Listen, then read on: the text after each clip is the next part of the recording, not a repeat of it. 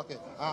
Is to lend physical support to the gentleman we've come to receive. But before I go into that, I want to thank Governor Autumn for the support he has always availed us in the South. Support based not on sentiments, but on truth. A lot has been said this evening. He is an embattled governor. More often than not, you hear him talking about the injustice that is meted out to the people of this state. Injustice that is incomprehensible. But he's standing firm. So I like to refer to him as a warrior governor.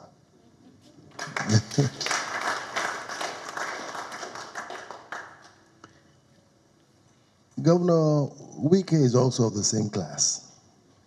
He's a warrior governor. And he stands firm for truth. What has endeared me to him, and both of them indeed, is regardless of whether you believe or accept what they're saying, you know where they stand. And that's very important. And it's a rarity in our politics today. We sway from one side to the other. Look at what is happening. I'll be specific. Let's take the four leading contestants from the northern part of our country in the PDP. These are the four gentlemen that moved across to APC and produced Buhari.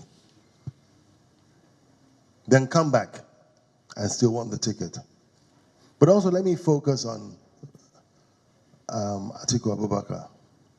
Atiku Abubakar has been contesting the presidency since 1992. Indeed, there is really no election since 1992 that he has not participated in. He ran against Abiola.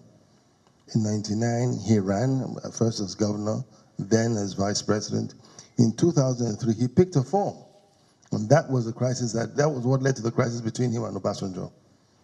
2007, he ran, I think he ran on AD or so. 11, he ran, he came back to PDP, right? He ran, was it 11? He ran in 11 against Jonathan. 15, he ran. 19, he ran. 23, he wants to run. But now only you did. A time comes when you look at it and say, it's enough. Let me be a kingmaker rather than this king. Because when people tell me that they heard from God, I've never heard from God. But you see signs of where he wants you to go. And if you keep on doing one thing or the same thing over and over again and it's not happening, then God is not with you. Leave this Abraham Lincoln story that he ran many times before he got it. He ran only 2 times and he got it, right? So it's becoming ridiculous. And again, and this is why I respect people who say that, look, we all want the same thing. What the North wants is not different from what the South wants, right? But we all want a sense of belonging. That is the commonality between us. How do you justify, or how do we justify to our children that after 8 years of Northern leadership, we go back and have another 8 years? Ordinarily, I'm not a proponent of zoning and stuff like that, but I'm a proponent of equity. And that takes, to me, precedence to zoning. But even beyond that, our country is in a very desperate situation today. And you need a leader that is formidable, a leader that can make things right. Not the pandering that goes on here today. What we have in Nigeria is a very disgraceful leadership. I spoke to a president of one of the West African countries, and he said to me that the problem with West Africa, and indeed the problem with Africa, is that Nigeria is nowhere to be found. This is the general sentiment. Nigeria is nowhere to be found. We're fifth the population of the continent. We are by far the most outstanding nation of the continent. But when they look, there's just nobody.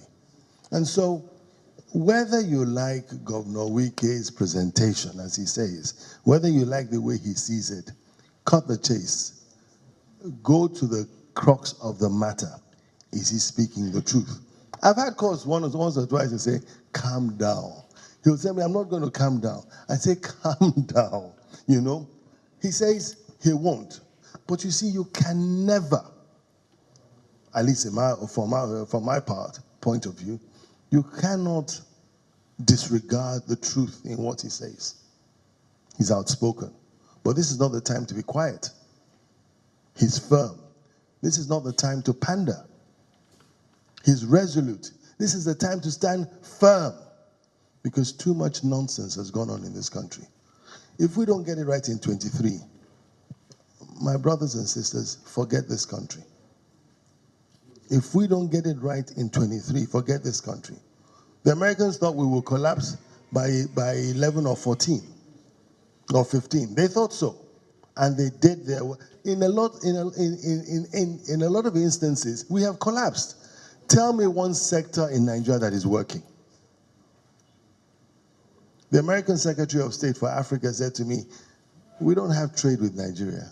We hardly buy any oil from you. Our only interest in Nigeria is to keep you together, because you guys are like a dam. If you burst, you flood all the west and Central Africa. So just keep you together. That's the interest of the Americans. That's a disgraceful thing to say about us. So my friends, I'm here because I want to put my foot forward, put my face forward, put myself forward, that there's someone I believe in, someone I know that speaks the truth, and not the convenient truth, but the real truth. So again, I urge all of us, let's stand resolute. We're all in a desperate situation, all of us, you know, and even the people from the north are even far more desperate than we are, but they're colorblind. Thanks for checking out Symphony on YouTube. Please be sure to subscribe and like our videos for updates.